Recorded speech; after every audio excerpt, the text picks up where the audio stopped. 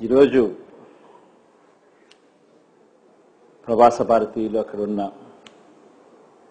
స్నేహితులు, మిత్రులు, సోదరులు, అక్క చెల్లెళ్ళు అందరూ కూడా నాన్న పుట్టినరోజును అక్కడ జరుపుకోవడం నాకు చాలా ఆనందాన్ని ఇస్తున్న విషయం.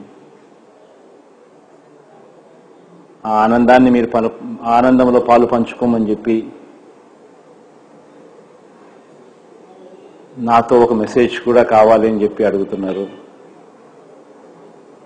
నిజంగా మెసేజ్ చెప్పాలంటే కూడా ఎన్ని మాటలు మాట్లాడినా తక్కువే అవుతుంది. పూర్వం ఆ రోజుల్లో మహాత్మా గాంధీ గారిని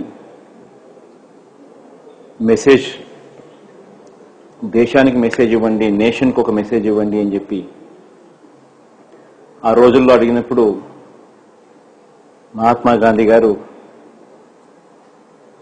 my life is a message to the nation to see అన్నాడు. ఈరోజు నిజంగా కూడా మన దివంగత నేత, ప్రీతమ నాయకుడు రాజశేఖర రెడ్డి గారు కూడా అటువంటి కోవలికి చెందిన వ్యక్తి. తన life is a message to the state of Andhra Pradesh.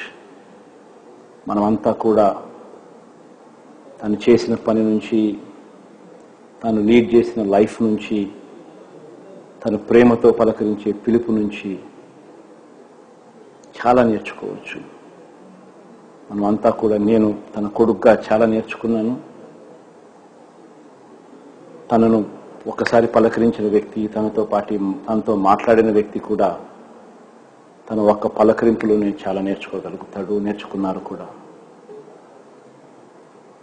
మరొక్కసారి మీరు అక్కడ నాన్నపై చూపుతున్న ప్రేమానురాగాలకు, ఆప్యాయతలకు చేతులు జోడించి పేరు పేరున హృదయపూర్వకంగా కృతజ్ఞతలు తెలుపుకుంటున్నాను.